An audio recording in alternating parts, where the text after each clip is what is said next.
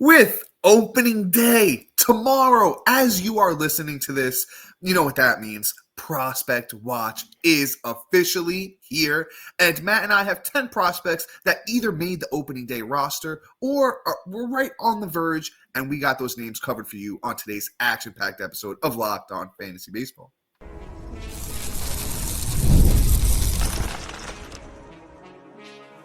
You are Locked On Fantasy Baseball, your daily fantasy baseball podcast. Part of the Locked On Podcast Network, your team every day. Hello, fantasy baseball fanatics, and welcome to the Locked On Fantasy Baseball podcast, brought to you by the Locked On Podcast Network, your team every day. As always, we're your number one source of fantasy baseball knowledge, and thank you for making us your first listen each and every day. I'm your host, Dominic Martino. You can find me on Twitter at DomMartinoFB. Here, as always, with my brother, my co-host, my partner in crime, Matthew Anay, and you can find him on Twitter at Matthew_Anay. If you're watching on YouTube and you haven't already, hit that little bell below. It will subscribe you to the channel and give you a notification every time we drop a new episode. Or if you're listening on the audio side of things on a platform like Apple or Spotify that allows 5-star ratings and reviews, we would truly appreciate it if you could do that for us. And lastly, but most importantly to Matt and I and to you guys this time of year, as opening day is, right around the corner, join us on Subtext, where you're going to get exclusive access to direct text messaging alerts coming from Matt and I. And as we're hitting opening day, we're going to have those waiver wire alerts coming in, those top prospects that are going to be called up in a couple of weeks. You're going to get those alerts faster and quicker than anywhere else with us on Subtext. So if you are interested in joining us on Subtext, the link is in the bio wherever you're listening, watching, or it's available on any of our social media platforms. And all right, Matt, this is a fun episode, man. Prospect Watch. We got some guys that made the team, some guys that almost made the teams, and some guys that, if they're available in your league, you might need to go and pick them up. So, Matt, who we on with today, brother? All right, we're going to start off with, the number one hitting prospect in all of baseball, Roman Anthony of the Boston Red Sox. So he didn't make the team. I didn't think he was. He was only 20 years old. But there is a world and an opportunity where maybe they want to do a little control action, wait 2 weeks. But I'm thinking more like midseason. That's really where my projections is for Roman Anthony. He didn't break camp. He didn't have a wonderful spring either. But there were some signs of life. Through 34 at-bats this spring, 4 runs, double, a bomb, 10 ribs, 10 walks to 12 strikeouts and batted .206, OBP of .391, a slug of .324, and an OPS of .715. There's some positives, there's some negatives, right? The walks and strikeouts, 10 walks to 12 strikeouts. I'm enjoying that. They're saying, hey, he's got good plate discipline. The .206 batting average pretty much just says, like, you just got a little unlucky. And, the OPS spells that he had at least a decent output behind the plate, right? It just wasn't enough to thrust him at 20 years old to say, hey, like, I need to be in the MLB. That's just really the difference here. But, like, overall, the kid's a really good prospect. I mean, last year on the minors, he had 454 at-bats, 93 runs, 32 doubles, 4 triples, 18 bombs, 65 ribs, 21 stolen bases, and batted .291. He's just looked that way ever since he's come over to, been in the, minors. He's just been a stud. Pretty good batting average. Has the pop that I think can come to another level. Has the wheels. He could steal at least 20 to 25 bags. He's a great prospect overall. Hence why he's the number one hitting prospect. How I'm approaching him is he's going to be on my watch list. I'm not going to stash him. I don't think he's worth it. Stash time comes for him, first, second week of May, when I'm ready to start estimating, okay, will he be Super 2 or not? Or then I think, if anything, if he doesn't get Super 2, then it's going to be more like, a September call-up type deal. So we'll see. Anything is possible. Roman Anthony is somebody that you do need to watch. Watch how he's trending. If he's absolutely annihilating it in minors, you might want to add him sooner. Just keep an eye on him at absolute all times, and just, I don't know, set an alert that gives you those alerts if, God forbid, anything happens. And if you want to find out if he gets called up, subtext. But yeah, Dom, how you feeling? Yeah, man. Yeah, of course, I think everybody loves Roman Anthony, even though, as Yankee fans, he does play for our rival, of course, those Boston Red Sox. So it makes it a little bit difficult at times, but still got a lot of love for the kid. 29% owned on Yahoo. When I looked it up, I was kind of shocked to see he's already that highly owned. Matt, I agree with you. I think the thing is he might really only be an injury away. And that's the interesting part with Roman Anthony. You have Wilyer Abreu in left, and you got Ceddanne Rafaela in center. The thing is, if an infielder gets hurt, Bregman, who's getting older, Devers, who's going to play DH, is always an issue as well. So Rafi can go play infield. If Devers gets hurt, and then Trevor Story at short is another guy because Rafi can play short too. So if he has to move, right, that opens up an outfield spot. I think Anthony might be next up. It's not like they have anybody crazy on the bench. They got David Hamilton, who got a lot of hype, but he lost out to an opening day job to somebody we'll talk about next, hint, hint. So I really think if Anthony goes down, obviously as he is going to, and gets off to a hot start down there, and there's an injury here in Boston, I think there is a world where he gets a call sooner than later. But I think if everyone stays healthy and things are working out for Boston and Roman Anthony's not blazing down in the minors, which is always a thing where he could force Boston for his hand after a couple weeks. It's just an interesting case. I'm not going to go out there and pick him up and redraft right now. Not going to do that right at this moment. But I think we kind of just throw him on the watch list. Once again, Roman Anthony's who we're talking about here, and we kind of just monitor how he's doing in the minors. And if he starts to catch a blaze, you might want to grab him because once again, already 29% owned in Yahoo. People have their eyes on him. That's what that tells me right there. So he's somebody you definitely want to know who he is, and just Roman Anthony, Boston Red Sox prospect, outfield eligibility already at 29% owned on Yahoo. But let's move on. Kind of hinted at it. Got another Boston Red Sox here for you guys. The number 7 overall prospect in all of the MLB has made the Boston Red Sox opening day roster. It's Kristen Campbell, of course. Got off to a really tough start in spring. He picked it up over the last couple of games, last 2 weeks or so. Not amazing, didn't catch fire, but definitely started to perform better. But the thing here lies the thing. He's got a lot of talent. Plays pretty solid defense. Hit for great average last year, and even in 2023. I read you off Kristen Campbell's stats in the minors last year. Across 3 levels, Campbell hit 330, 115 games played, 94 runs, had 32 doubles, 3 triples, 20 homers, 77 RBIs, had 74 walks to 103 strikeouts. Love the eye, and stole 24 bags. He's a kind of almost like a do-it-all type of player. He could run. He's got some pop. I think he's a guy that, if everything works out in his favor, could be like a 2020 type of guy. He's projected to hit like 6th in the lineup, so I don't think the counting stats are going to be amazing. But the average could be pretty good as well. He finally finds his groove. We got to give him. He's a guy, if I drafted or if I'm picking him up off the waiver wire, I'm going to give him a little bit of time. He's not somebody I'm dropping after a week or two. I'll give him a month. You give him a month, kind of see where he's at. Prospects that everyone's not going to come up and be Acuna and Soto and Tatis. We were spoiled. We were spoiled for a few years there. We truly were. It doesn't work like that. That's not how it always does. Even look like Jackson Chourio last year. Think about how long it took him to get hot. And if you dropped him, you probably hitting yourself in the head, and you don't want to wind up with that like somebody like Campbell. So if you are going to take that risk to go pick him up, I'm going to hold for a little bit. Second base is tough, especially in those deeper leagues, middle infield. He's a guy who could fill that spot for you. Once again, I think it's just second. Yeah, it's just second base eligibility on Yahoo. And he's more owned than Roman Anthony, 30% owned on Yahoo already. But I'm not surprised for a guy who plays second, tough position, and the guy who was officially announced to make the opening day roster. I think over the next 2 or 3 days, we're going to see him picked up in a lot more leagues. So go out there and get him now. Once again, 5-tool kind of guys, got speed, got pop. In that lineup, he still could have okay runs and RBIs, but that spot is going to kind of hurt him a little bit. But I still like the name, Kristen Campbell. Somebody definitely, if you're in a deeper league, 12-man deeper bench, and anything shallower than that, or anything deeper than that, probably go at least and give him a shot if you need him. Anything shallower than that, I'm probably at least throwing him on the watch list and see what happens. Yeah, no, I mean fair. So here's the deal. I think he's going to be great. You look at even his prospect ratings over on, Fangraphs and things like that, 45 great power out of 60, 55 raw power, 60 speed. Fielding is 30 out of 40, which means he's going to stay on that field no matter what at this point. If you could field, you're going to be good. Campbell is just somebody that could be electric come, end of May. Dom, you said it right. Might have a slow start. You can't drop him right away. You got to be patient. This is one of those guys. Second base is so ugly too. Even if you just stash him a little bit because he's up, it could work out. It could work out. You drafted a Jackson Holiday and you don't know what the outcome's going to be. You ended up with guys that You didn't really feel great, like a Luis Garcia who has upside but may not pan out as well. Dumb. I listen, and here's the thing: is I backed Luis Garcia up with Kristen Campbell in a league we play in, so I don't want to hear it. Yeah, I actually just backed up Jackson Holiday with the same. So That's a smart move. Like there's a world and a possibility where this kid is just absolutely electric as well. It's fun. I'm excited to have him. I'm excited to do what I want to do with him.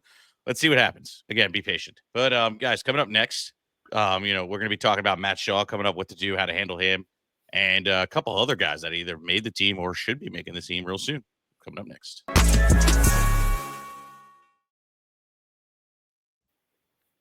Looking for a snack that's both delicious and nutritious? Crack into a good source of protein with Wonderful Pistachios. Wonderful Pistachios is one of the highest protein nuts. Each 1 ounce serving has 6 grams of protein, giving you 10% of your daily value. Plus, they're packed with fiber and better for you unsaturated fats that help you keep you feeling fuller longer. Personally, I love the no shell variety, which I do. It's perfect grab and go snack on a busy day, whether I'm snacking at my desk on a road trip or just need a quick protein boost. There's always on the go. And if you love cracking open that shell and just that satisfying crunch, the in-shell options are a classic favorite. Get snacking, get cracking with a snack that packs a protein punch. Visit wonderfulpistachios.com to learn more. And look, guys, we're in season. This is the perfect episode to give you a reminder of all the alerts you may or may not get in time.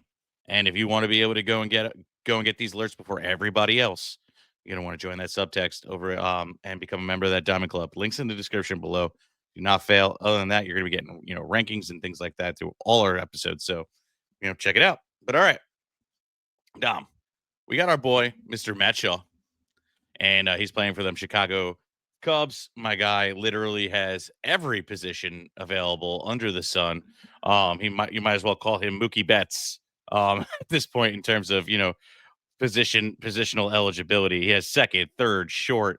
I'm sure at some point he's going to play outfield, and that's going to be fun. So he's a guy that I'm liking. He's 56% owned, still under that 60% mark where was our cutoff when we stopped talking about guys. And even though he didn't have like my favorite spring, where you just like, oh, okay, this kid is really killing it. I still think he had a good spring. 22 at bats, 4 runs, a double, no bombs, with 4 ribs, a stolen base, 3 walks to 2 strikeouts. The batting average, is 227, but it doesn't speak a lot. OBP sitting at 320, slug at 273, 593. The fact that he made the team, even with this kind of spring performance, tells you the expectation of the Cubs. Also, too, you got to factor in the injury that he missed a little bit of time too and has to get his groove going. So I'm expecting a slow start from him. He's not like a guy that is a startable asset, I say right off the bat, but is another guy that you can back up, the Jackson Holidays and such. That's going pretty cheap. I like Matt Shaw. Like, look, we could talk about his performance last year too. Like, he had 443 at bats in the minors last year, 78 runs, 19 doubles, 4 triples, 21 bombs, 71 ribs, 31 stolen bases, batted 284. Literally, the OBP was sitting at 379. The slug was at 488. The OPS was 867. Dude is a legit, like, grade A stud, in my opinion. 45 game power out of 60, raw power 60 out of 60, speed 60 out of 60, and the fielding's 45 out of 55. So he's going to stay on the field. So that's the thing. Because of this is something like, okay, with most of the time we don't mention fielding and how good they are, but this is what keeps a prospect on the field. If they won't blow games and create errors and are able to make plays, that's what keeps them on the field, which also helps them with their development. There's another guy you got to be patient with, but a guy that's also going to be able to maintain his playing time even if he's in a slump or starting off really slow. So Matt Shaw is somebody I want on my team. I think the prospect pedigree is there, and I think that he's honestly going to be a serious contributor. It just might be a little slow because of that injury, and I think it's just a delayed explosion of talent coming soon. There's this thing called a microphone, Dom. You got to turn it off. Yeah, sorry, I muted myself during the commercial there, or the ad rather. So yeah, I like Shaw too. Shaw is an interesting prospect. Matt mentioned, he's had a lot of success down in the minors. He's one that I think we still need to see a couple of adjustments on, right? I like Campbell over Shaw a bit. I do like the eligibility on Shaw for Yahoo. It makes him super intriguing. But I feel like if I have to just put my opinion out there, I think Campbell clicks a little bit quicker than Shaw does. The thing with Shaw, and I'm not a huge Matt Shaw guy, so if there are huge Matt Shaw guys in the comments, correct me below if I'm wrong about this. But I was watching him in spring training. I watched him a little bit in the Japan games, and his stance looked a little bit off. So I don't know if he was trying to make some adjustments. He kind of almost has that front foot inverted a little bit. And, he looks like a little bit off balance. So I think maybe I don't know if it's him adjusting to, like big league pitching, or he's working on something or working through something rather. Maybe that's just his stance. Like I said, I'm not super familiar with his stance, but it just looked a little bit off to me. Started 1 for 9 in, the Japan series with a run. Don't love it. 4 strikeouts over that time. Matt mentioned the spring stats weren't too great. So I'm not dropping anybody of great value that I really like for Shaw. If he's available in a deeper league, Matt did mention he's 56% owned, so not super likely. If he's available in a deeper league, might grab him, throw him on the bench as that like Swiss Army knife on the bench. I always talk about that, how much I love having guys like Shaw like that have that multi-positional eligibility, especially second, third, and short. Short is awesome. So, if you have the room on the end of your bench in a deeper league and he's available, throw him on the end of your bench. If he's available in a little bit of a shallower league, throw him on your watch list, because if he starts to adjust, as Matt mentioned, the prospect pedigree is there. He's a potential 2020 guy. That Cubs lineup's going to be really good, so the counting stats might be all right for him, once again, depending on where he lands in that lineup. But Shaw, interesting prospect. I do like him a good amount. Let's move on to this next guy, though. Somebody I'm actually super, super excited about. What might be one of the best names on this list, Jackson Jobe. Besides Roki Sasaki, who is, a star coming over from Japan, who played against, high-end competition, Jackson Jobe is arguably the best pitching prospect in the game. Love the team coming out of, spring training. He had a pretty solid spring training. He was looking really good, had the fastball working nice, and he had a total 3.65 ERA, 0.89 whip, 8 strikeouts, 4 walks over 12 innings. And he looks good. He gets Seattle his first time out. You like that. So that's a good team to go against. They really don't have too much going on besides Julio and Cal Raleigh in that lineup. I'm not really super scared of them. And this is a guy who has great stuff, had great minor league track record. Like I said, one of the best pitching prospects in all of baseball. Only 56% owned. I think that's a shame, especially they announce he makes the team. He gets Scooble and Flaherty and Mize to mentor him. I think he's just in one of the best spots in all of baseball right now as far as pitching prospects go. I don't think it gets better than Jackson Jobe. Me and Matt are infamous for this during the season. It's like a pause the podcast moment and go pick him up and then come back and just keep listening, because I really think he can be a difference maker in 2025. Once again, Jackson Jobe, starting pitcher for the Detroit Tigers, high-end pitching prospect, has made the team. Pick him up. Yeah, no, well said, Dom. Honestly, like I'm excited to have him, even though I didn't get a share of him this year. Yeah, I know you did. I know. Maybe I'll get lucky in the listener league, but I love Jobe this year. I think he's going to be a great impact player. I think that he's going to be somebody that we do want to have on our teams and go, because it could be just a guy that's just going to absolutely blow people away. But great job, Dom. I'm going to move on here because I feel like you did too good of a job, and I have nothing left to say here. Appreciate it. We're going to talk about Will Warren over at the Yankees here, getting the nod, because that the whole pretty much rotation looks like Alberto Mondesi's IL history. The kid's an interesting one. I don't know if I'm like really ready to draft the kid or add him. He's maybe a speculative add. I need to see a lot more from him. Last year, when he did get his opportunities, he got hit around like Rocky Balboa getting hit around trying to fight the Russian in Rocky IV. Just no bueno. Had a 10.32 ERA through 22 innings pitched and 29 strikeouts, which that part's nice. But also a whip that was like 1.89. You look at even like 24 in the minors. He still had a 5.91 ERA through 109 innings pitched with 136 strikeouts and a 1.4 pretty much whip. He's about 2 years removed from having a good ERA. I don't know if it's working on thing. That's the one thing that's kind of with pitchers, that you can't be like, too locked in on their stats of, hey, is he just a bad pitcher, or is it, he's working on a new pitch, he's building it up, and, here we are, because it's like a misconstrued thing, because, okay, he's making the rotation this year, even though it's by injury. they're not just going to add this dude that is not ready and bring him up and screw up his development, being that he's only, 25 years old. You know, the spring training was kind of mixed bag of tricks too with a 4.19 ERA. My problem is he gave up 3 home runs through 19 innings, with the short porch in Yankee Stadium. That's another thing that's kind of going to be scary. If he gives up a lot of home runs, which if you look at his career and how many home runs he's given up, like last year was, even in his short stint of 22 innings, gave up 5, 24, like in the minors, 19 home runs. There's a way where he just can get absolutely blown up. And I don't know if I'm adding him. I kind of want to see a couple starts from him first before I could trust him in my rotation, unless it's like a complete cupcake matchup. So we'll see. That's really bad. Before I can give Dom an opportunity to talk on this, you'll have to wait on the other side of this. Ever check your bank account and wonder, where did all my money go? Yeah, of course. Happens all the time. Between dining out, online shopping, and entertainment, it's easy to lose track. That's where Monarch Money comes in, your personal CFO, giving you full visibility and control over your finances. Monarch Money isn't just a budgeting app, it's a complete financial command center.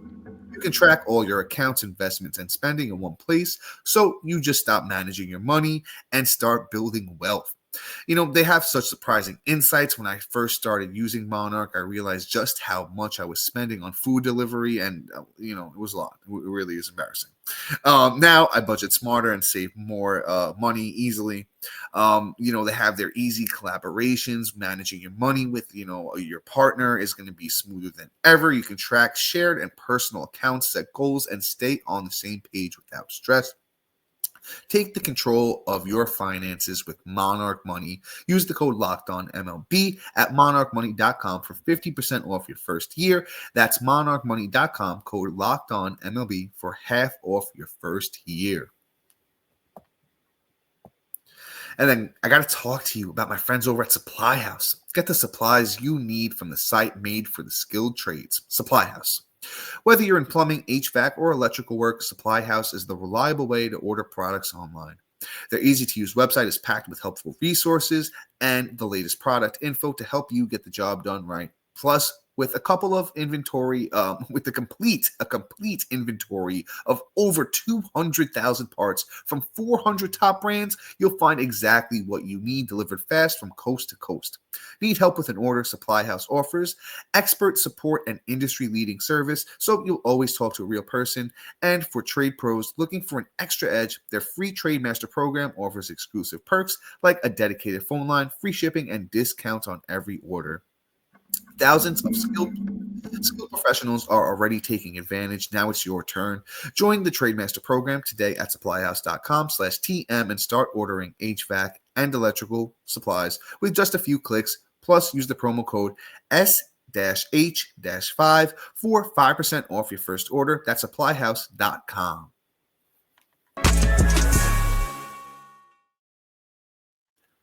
All right, Matt, let's hop back in. And as much as I don't want to talk anymore, I'm going to do it. Just because I'm going to give some insight on my boy Will Warren. As you said, he's an interesting one, especially because he's been developing that slider over time, right? And it's gotten really, really good. He hardly used it in college. He started to build it up as, he's getting older. The Yankees have done one thing right with the pitching, and apparently it's Will Warren's slider. It gets really good, got a lot of spin on it. The fastball's all right, sits around 93, gets up to about 96 on the high end. It's a good pitch, something he needs to work on, be a little more consistent with, right?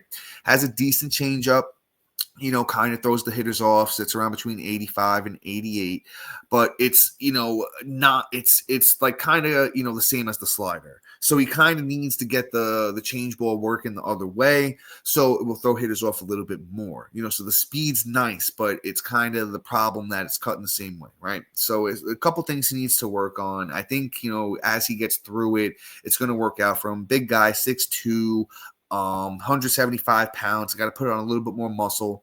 Maybe that'll help him throw a little bit harder. Maybe get that arm slot a little bit better too. Number 5 prospect on the Yankees, when they're in the minor league system. So, it says a lot about the kid. Once again, as Matt said, somebody I'm not rushing out there to pick up, but is he somebody I'm rushing to put on my waiver, my watch list? Yeah, for sure. Then, if he takes that spot, runs with it. Heel's not going to be back for a while. Cole's out all year for those Yankees. You could look for Warren. Maybe even some AL only he's out there. He's only 10% owned on Yahoo. Will Warren, New York Yankees starting pitcher, definitely somebody to take a look at. But Matt, please, if you don't mind, would you please take this next guy, my brother? I don't know. I feel like letting you get tortured just a tad. Listen, I'll tell you this, and this is a little insight, behind the curtains here. So I'll tell you who the next guy we're talking about. It's Jacob Wilson, right? And Matt's still going to take him, but I'm going to say this. I talked to Matt about this the other day. Every time I pull up, Matt and I's, the Locked On Fantasy Baseball page on YouTube, for some reason it takes me to the Jacob Wilson reel that we posted, and that's why, Matt, either way, you're taking this one. I feel like I heard myself talk about Jacob Wilson too much, and I've already talked too much. So, Matt, thoughts? Jacob Wilson. All right. So, obviously, he's a prospect for the, Athletics. Now, I can't even say Oakland anymore. Just the Athletics. He's a really good prospect, quite honestly. Last year in the minors, 208 at-bats, 48 runs, 28 doubles, 7 bombs, 39 ribs, 2 stolen bases, batted .433. Absolutely killed it over 3 levels of, baseball. And it's kind of crazy. Rookie ball jumped all the way to AA and, was batting .571 in Rook, 473. 571 in Rook, 455 in AA, and 396 in AAA. Just smoking the cover off the ball, looking really good. So what is your outlook for this? Well, he's making the team this year. It looks like he's projected to make the roster. My only issue is where he's hitting in that lineup. He's hitting about 8th. So limited ceiling play for now, but I think he's going to work himself up in that batting order real quick.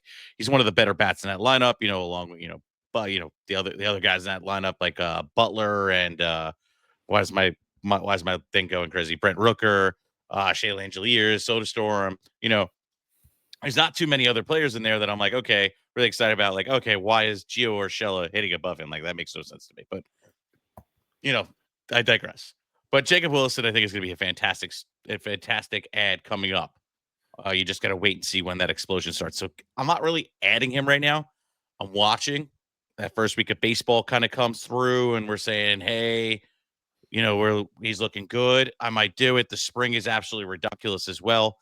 52 at bats, 9 runs, a double, 4 bombs, 13 ribs, and was batting .308 already. It's almost imminent. You know what? I take that back. Add him now. Just add him now. I was going to get to that, Matt, if you don't mind. Yeah, he's so the thing is his hit tool is so well renowned. He is if you're using like the MLB scale, 70 out of 80 hit tool. Really love that for him. So, I love to see that the batting average is just translating into the bigs. He fell off a little bit at the end of last year, as I mentioned, the 28 games, but he came out hot. He was red hot through his first, couple of weeks. Kind of, the league kind of figured him out. He didn't get the chance to adapt back, as, said it was the end of the season. I believe he got hurt, at 1.2. And the thing is, he's hitting in spring training, as Matt mentioned. I really like Jacob Wilson. And the big thing is 19 games, only 2 strikeouts. Love to see that from a guy like Wilson. Shortstop eligible on Yahoo, only 7% owned. He's a deep league cut right now. You could add a starting shortstop and then 7% owned on Yahoo. I love that. And also, I didn't even mention this. His dad is former MLB All-Star shortstop with the Pirates, Jack Wilson. So, he gets to learn from, he's been learning from his pops who, spent a long time in the big leagues. I believe his pops played till he was like 34-ish or something like that. I remember him a lot. I used to use him in like the show and stuff like that. Yeah, he played till he can't believe I know that. He played exactly till he was 34 years old. He went back to Atlanta, but longtime Pittsburgh Pirate. So he got to learn from pops. I think he's going to grow into that power. He saw the 4 home runs in spring training. Somebody I love. Definitely add him to the watch list now. Matt, I'll grab the next guy. His teammate, Max Muncy. And I'm not talking about Max Muncy on those Los Angeles Dodgers. I'm talking about the new Max Muncy, who plays for, once again, those same Athletics that Jacob Wilson does. So the thing is, it looks like, I don't know if it's official. I didn't find any articles or anything saying it's official. but it looks like Max Muncy, is going to make the opening day roster for the Athletics, and I love it. I love it for Muncy. It was a high end pick. I believe it was last year or 2 years ago. Cool to see him make the team. I believe it's just second base eligibility on Yahoo. I'm sure he's like hardly owned at all. Going to hit ninth, so it's actually an interesting spot. Not a lot of at bats, but the thing is, if Muncy goes out there and he starts getting on base, guess who comes up right after him? Lawrence Butler, Brent Rooker, the Bash brothers. So if Muncy's getting on base, if he could hit 250, 260, and just get a bunch of runs, you're picking him up a free 99 right now. Another deep cut at second base. Interesting. Just an intriguing player right now to keep an eye on. Yeah. I don't know how super excited I am yet. I need to see a little bit more, but second and short actually on Yahoo. Which is fun. Which is fun. Wow, there's a lot of infielders this year in terms of the prospects, if you really look at it. I don't think we've really talked about one outfielder on the show now that I'm looking at it. No, besides Roman Anthony. That's it. And we don't even have time for the next guy, but I'll throw it out there. Zach Veen. That's really about it. Keep an eye on him. Yeah, keep an eye, and then Christian Moore, and that's really about it. I don't foresee Moore getting the call up unless it's in September, but hey. The Angels are always aggressive. Remember with Nolan Shanuel, they get aggressive. Yeah, that was a case. But and see how that panned out. But guys, please like, subscribe, comment, rate, review. Do everything you can to share this podcast. Quite honestly, we love doing it here week in and week out. And join that subtext, because quite honestly, these prospects you're not going to want to miss out and be late to the waiver wire. So get in here. Guys, peace out. See ya.